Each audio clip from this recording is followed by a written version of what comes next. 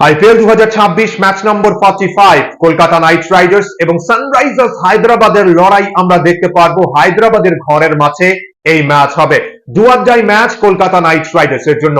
এবং সুপার সানডেতে রাতের ম্যাচে গুজরাট টাইটান্স এবং পাঞ্জাব কিংস মুখোমুখি হবে গুজরাটের ঘরের মাঠে নরেন্দ্র মোদী ক্রিকেট স্টেডিয়ামে। সুপার সানডের মহা গুরুত্বপূর্ণ এই দুটো ম্যাচ নিয়ে আমরা বিস্তারিতভাবে আলোচনা করব। কেমন হবে একাদশ, পিচ নিয়ে কি আপডেট রয়েছে, হেড টু হেড রেকর্ড, মাঠের পরিসংখ্যান, দুটো ম্যাচের গেম প্ল্যান কি হবে, সবকিছু বিষয়ে আপনাদের সঙ্গে আলোচনা করব।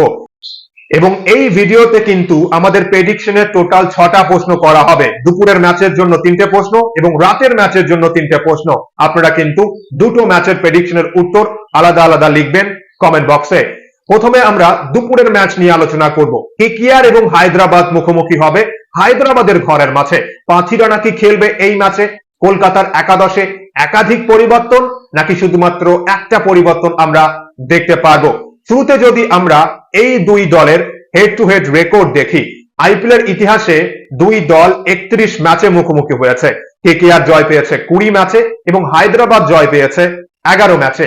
কিন্তু আমরা যদি শেষ 5 ম্যাচের রেকর্ড দেখি, শেষ 5 ম্যাচের মধ্যে হায়দ্রাবাদ 2টো ম্যাচে জয় পেয়েছে এবং কেকেআর জয় পেয়েছে 3 ম্যাচে। 2026 আইপিএল এ প্রথম সাক্ষাতে ইডেন গার্ডেন্সে কিন্তু হায়দ্রাবাদ জয় পেয়েছিল। এবার হায়দ্রাবাদের ঘরের মাঠে ম্যাচ হবে। দুই দলের আমরা যদি এই মুহূর্তে প্লে অফের সমীকরণ দেখি যে কলকাতা কিভাবে কোন সমীকরণে প্লে অফে কোয়ালিফাই করতে পারবে। হায়দ্রাবাদ এই মুহূর্তে লিগ টেবিলের 3 নম্বরে অবস্থান, 9 ম্যাচে 12 পয়েন্ট, শেষ 5 ম্যাচ বাকি। হায়দ্রাবাদ যদি শেষ 5 ম্যাচের মধ্যে মাত্র 2টো ম্যাচে জয় পায় তাহলে হায়দ্রাবাদ প্লে অফে কোয়ালিফাই করবে। এবং অন্যদিকে কলকাতা নাইট রাইডার্স এর কিন্তু লিগ টেবিলে অবস্থান 8 নম্বরে, 8 ম্যাচে মাত্র 5 পয়েন্ট, শেষ 6 ম্যাচ বাকি। কলকাতাকে প্লে অফে কোয়ালিফাই করতে হলে শেষ 6 ম্যাচেই জিততে হবে, তাহলে কলকাতা প্লে অফে কোয়ালিফাই করতে পারবে। হায়দ্রাবাদের ঘরের মাঠে ম্যাচ মানেই আমরা জানি যে batting friendly wicket, high scoring match হবে। সেভাবে উইকেটে বোলারদের জন্য সাহায্য নেই এবং এই ম্যাচের উইকেট নিয়েও যা আপডেট, আমরা কিন্তু ব্যাটিং ফ্রেন্ডলি উইকেট সম্ভবত দেখতে পারবো। দুপুরের ম্যাচ এই সিজনে হায়দ্রাবাদ এবং লখনৌ সুপার জায়ান্টের মধ্যবর্তী ম্যাচ, সিজনের প্রথম ম্যাচ খেলা হয়েছিল হায়দ্রাবাদের হোম গ্রাউন্ডে। সেই ম্যাচ কিন্তু লো স্কোরিং হয়েছিল, পিচ একটু স্লো ছিল, কিন্তু এরপর শেষ 3 ম্যাচেই আমরা দেখেছি যে হাই স্কোরিং ম্যাচ হতে সহজেই 190 প্লাস বা 200-র অধিক রান হয়েছে। এই মুহূর্তে হায়দ্রাবাদে অতিরিক্ত গরম, তাই ওয়েদার কন্ডিশন কিন্তু পরিবর্তন হয়েছে। দুপুরের ম্যাচ হবে 190, 200, 210, 20-র কাছাকাছি রান কিন্তু হতে পারে, এমনটাই কিন্তু আপডেট রয়েছে। এবার উইকেটে যদি বোলাররা একটু সাহায্য পায়, উইকেটে যদি একটু শুষ্ক ভাব রয়েছে দুপুরের ম্যাচ, তাই স্পিনাররা যদি একটু সাহায্য পায় এবং ফাস্ট বোলাররা যারা ভ্যারিয়েশন করতে পারে, এই ম্যাচে কিন্তু ফাস্ট বোলাররা সাফল্য পেয়েছে। যে বোলাররা ভালো ভ্যারিয়েশন করেছে, প্ল্যান অনুযায়ী বোলিং করেছে। তাই দেখা যাক যে ম্যাচে ব্যাটসম্যানরা দাপট দেখাবে নাকি বোলাররা দাপট দেখাবে। কিন্তু অনুমান যা আপডেট রয়েছে, পিচে কিন্তু ব্যাটসম্যানরা দাপট দেখাতে পারে। এবং শেষ 4 ম্যাচের মধ্যে এই ম্যাচে কিন্তু 3 ম্যাচেই টোটাল ডিফেন্ড হয়েছে। এবং এই দুপুরের ম্যাচে আমাদের প্রেডিকশনের প্রথম প্রশ্ন, তাহলে কোন দল জয় পেতে পারে? ঘরের মাঠে সানরাইজার্স হায়দ্রাবাদ নাকি কলকাতা নাইট রাইডার্স জয় পাবে এবং প্লে অফের রেসে টিকে থাকবে? আপনাদের প্রেডিকশনের উত্তর লিখবেন কমেন্ট বক্সে। আরো দুটো প্রশ্ন রয়েছে, জানাবো আপনাদের। এবার আমরা দুই দলের একাদশ দেখে নেব, কেমন হবে দুই দলের একাদশ এই ম্যাচের জন্য। এবং পাথি রানাকে নিয়ে কি আপডেট রয়েছে? পাথি রানা কি হায়দ্রাবাদের বিরুদ্ধে খেলবে? হায়দ্রাবাদের বিরুদ্ধে কি পাথি রানার অভিষেক হবে? এই মুহূর্তের যা আপডেট, সম্ভবত পাথি রানার অভিষেক হতে পারে হায়দ্রাবাদের বিরুদ্ধে কলকাতা নাইট রাইডার্সের জার্সিতে। এবার দেখা যাক, আমাদের কিন্তু টস পর্যন্ত অপেক্ষা করতে হবে যে পাথি রানা হায়দ্রাবাদের বিরুদ্ধে খেলবে নাকি কলকাতা সেম একাদশ নিয়ে খেলবে। এবং হায়দ্রাবাদের একাদশ কেমন হবে এই ম্যাচের জন্য? কলকাতা নাইট রাইডার্সের বিরুদ্ধে হায়দ্রাবাদের একাদশে অভিষেক শর্মা, ট্রাভিস হেড, ঈশান কিশন, হেনরিক ক্লাসেন, নীতিশ কুমার রেড্ডি, সলিল আরোরা, হার্ষ দুবে বা শিবাং কুমার, যে কোনো একজন খেলতে পারে, শাকিব হোসেন, প্রফুল হিঙ্গে, ঈশান মালিঙ্গা এবং অনিকেত ভার্মা। সেক্ষেত্রে হায়দ্রাবাদের একাদশে সেভাবে পরিবর্তনের সম্ভাবনা নেই, কিন্তু ম্যাচ আপের দিকে হয়তোবা একটা এদিক ওদিক পরিবর্তন করতে পারে হায়দ্রাবাদ।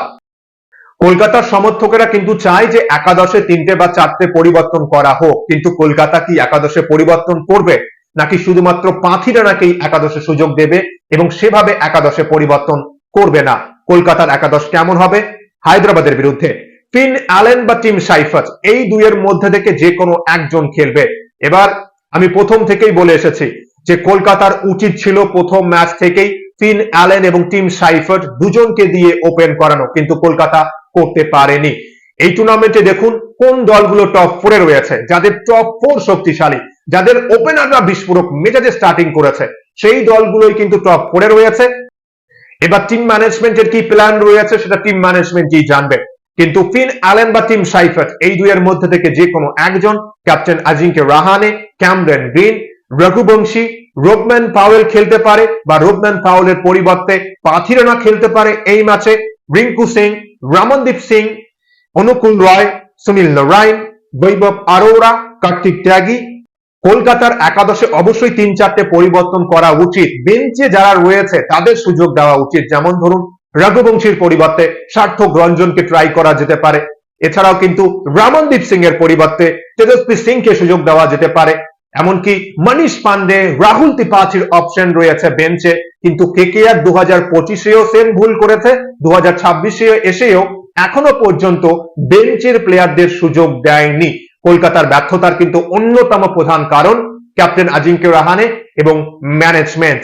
এবার দেখা যাক কলকাতা একাদশে পরিবর্তন করবে নাকি শুধুমাত্র পাঁথি রানাকে একাদশে সুযোগ দেবে এবং পাঁথি রানা টিম সাইফার্টের পরিবর্তে, নাকি রোবম্যান পাওয়েলের পরিবর্তে সুযোগ পাবে কলকাতার একাদশে। আপনাদের কি মতামত? কলকাতার একাদশ কেমন হওয়া উচিত সানরাইজার্স হায়দ্রাবাদের বিরুদ্ধে? এই মুহূর্তে দুয়াদ্দাই সিচুয়েশন। কি মতামত আপনাদের? অবশ্যই কিন্তু কলকাতার সমর্থক যারা রয়েছেন আপনাদের প্লেইং 11 কমেন্ট বক্সে জানাবেন। এবং এই ম্যাচে আমাদের প্রেডিকশনের দ্বিতীয় প্রশ্ন, অভিষেক শর্মা এই ম্যাচে কত রান করতে পারে? রান সংখ্যা প্রেডিক্ট করতে হবে। প্রথম প্রশ্ন, দুপুরের এই ম্যাচে কোন দল জয় পাবে? এবং দ্বিতীয় প্রশ্ন, অভিষেক শর্মা এই ম্যাচে কত রান করতে পারে? কমেন্ট বক্সে আপনাদের প্রেডিকশনের উত্তর লিখবেন। এবং তৃতীয় প্রশ্ন কি রয়েছে জানাবো আপনাদের। দুই দলের সম্ভাব্য একাদশ, পিচ রিপোর্ট, মাঠের পরিসংখ্যান দেখার পর এবার যদি আমরা দুই দলের গেম প্ল্যান বা শক্তি ও দুর্বলতা নিয়ে আলোচনা করি। এবার দেখুন Kolkata Knight Riders, do or die situation কলকাতার জন্য। কলকাতার ম্যানেজমেন্টের জন্যই কলকাতার আজ এই অবস্থা। এছাড়াও কিন্তু একাধিক প্লেয়ার ভালো ফর্মে নেই, টপ অর্ডার ব্যাটসম্যানরা ভালো করতে পারেনি, ওপেনিং জুটি এখনো পর্যন্ত ক্লিক করেনি। কলকাতা যে শেষ দুটো ম্যাচে জয় পেয়েছে, জয়ে অন্যতম অবদান শুধুমাত্র বোলিং ডিপার্টমেন্টে কার্তিক ত্যাগী, বরুণ এবং সুনীল নারায়ণের, এবং ব্যাটিং ডিপার্টমেন্টে একমাত্র রিঙ্কু সিং এর জন্য শেষ দুটো ম্যাচে জয় পেয়েছে কেকেআর। এছাড়া কোনো ব্যাটসম্যান ভালো পারফরমেন্স করতে পারেনি। কিন্তু টুর্নামেন্টে টিকে থাকতে হলে কলকাতাকে কিন্তু এই ম্যাচে জয় পেতেই হবে। হায়দ্রাবাদকে এই হাই স্কোরিং গ্রাউন্ডে পরাজিত করতে হবে। এবার দেখা যাক, কলকাতার দলে অবশ্যই সমস্যা রয়েছে। হায়দ্রাবাদের দলকে দেখে মনে হচ্ছে যে একটা পারফেক্ট দল, ব্যাটিং, বোলিং, ফিল্ডিং সব ডিপার্টমেন্টেই ভারসাম্য রয়েছে। এবং অন্যদিকে কলকাতাকে দেখলে মনে হয় যে কে খেলবে এই ম্যাচে, কোন ব্যাটসম্যান ভালো করবে বা কোন বলার ভালো পারফরমেন্স করবে, সেটা কিন্তু কলকাতার সমর্থকেরাও জানে না। যে এই ম্যাচে সেই কনফিডেন্সটাও নেই আমাদের যে আমরা বলতে পারবো যে না, গ্রিন ভালো করবে, ফিন অ্যালেন বা টিম সাইফার্ট যে খেলবে ভালো করবে, রাহানে ভালো করবে। তাই কলকাতার জন্য এই ম্যাচে প্ল্যান হবে কলকাতাকে ম্যাচ জিততে হলে ব্যাটিং, বোলিং, ফিল্ডিং সব ডিপার্টমেন্টেই সেরা সেরা পারফরমেন্স করতে হবে। তাহলেই হয়তোবা কলকাতা জয় পেতে পারে, তা না হলে কিন্তু সানরাইজার্স হায়দ্রাবাদের যা ব্যাটিং ডিপার্টমেন্ট, এবার যদি কলকাতার বোলাররা হায়দ্রাবাদের টপ অর্ডারের থেকে 2-3 জন ব্যাটসম্যানকে শুরুতে আউট করতে পারে, তাহলে হয়তোবা রান সংখ্যা কম হবে এবং কলকাতা ম্যাচে দাপট দেখাতে পারে। তাই গুরুত্বপূর্ণ হবে অভিষেক শর্মা, চাবিজেট, ঈশান কিশন এবং হেনরিক ক্লাসেনকে কলকাতা কম রানে আটকে রাখতে পারবে, নাকি এই 4 জন ব্যাটসম্যান বিস্ফোরক মেজাজে ব্যাটিং করবে। আপনাদের মতামত শেয়ার করবেন কমেন্ট বক্সে। কলকাতা নাকি হায়দ্রাবাদ, কোন দল জয় পেতে পারে এই ম্যাচে? এবং দুপুরের এই ম্যাচে আমাদের প্রেডিকশনের তৃতীয় প্রশ্ন, এই ম্যাচে কোন ব্যাটসম্যান সবচেয়ে বেশি 6 মারবে? ব্যাটসম্যানের নাম এবং কটা 6 মারবে, 2, 4, 5, 6, 8, 10টা প্রেডিক্ট করতে হবে কমেন্ট বক্সে।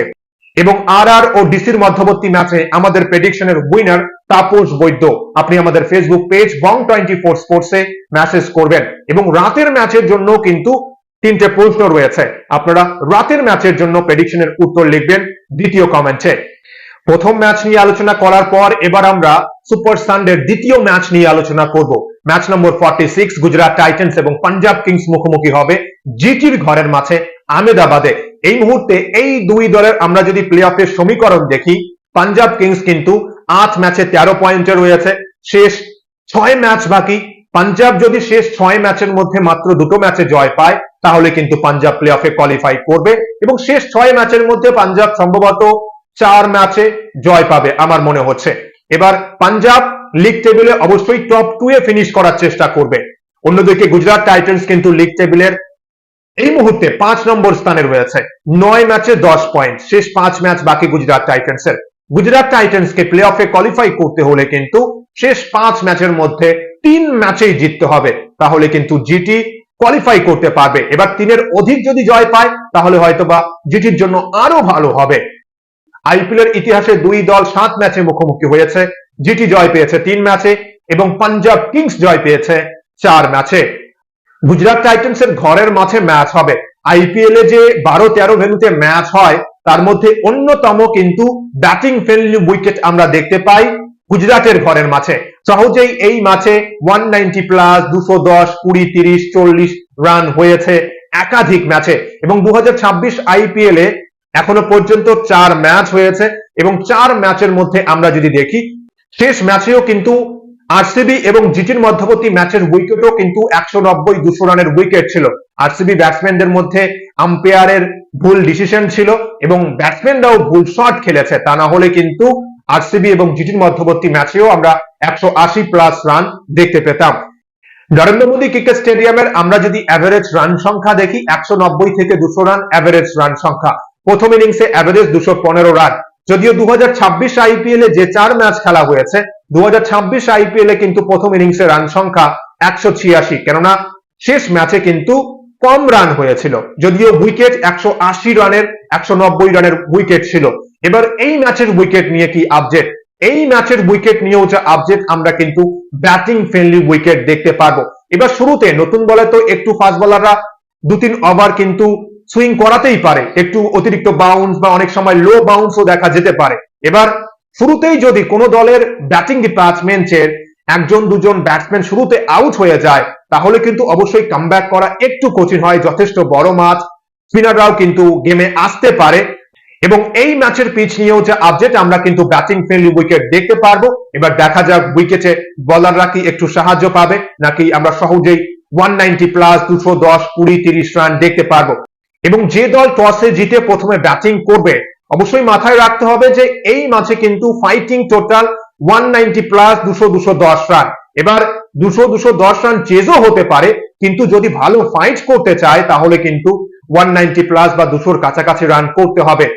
এবং রাতের এই ম্যাচের জন্য আমাদের প্রেডিকশনের প্রথম প্রশ্ন, শুভমান গিল এই ম্যাচে কত রান করতে পারে? রান সংখ্যা প্রেডিক্ট করবেন কমেন্ট বক্সে।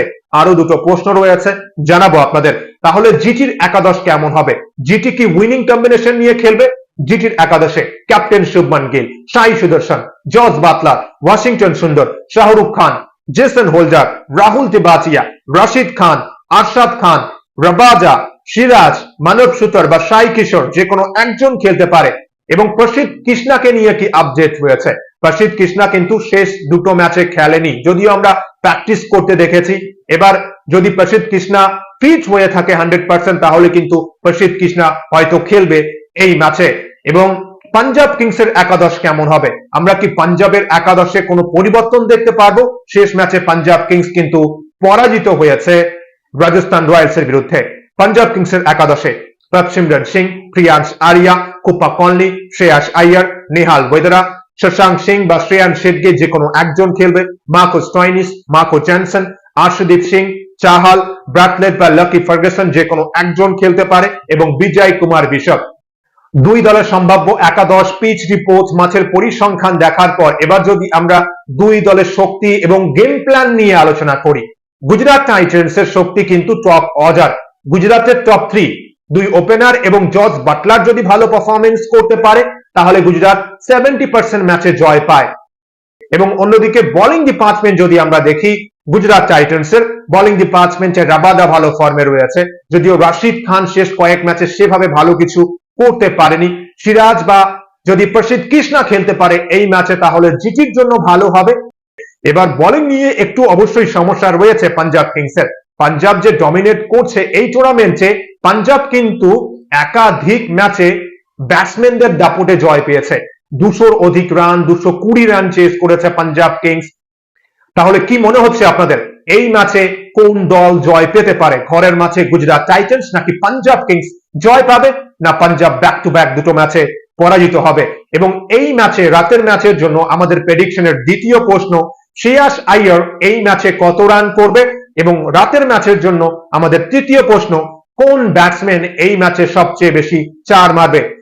যাদের প্রেডিকশনের উত্তর সঠিক হবে তাদের মধ্যে থেকে প্রথম ম্যাচ থেকে দুজন এবং রাতের ম্যাচ থেকে দুজন, মানে টোটাল 4 জন পেতে পারে নিজের পছন্দের আইপিএল দলের জার্সি।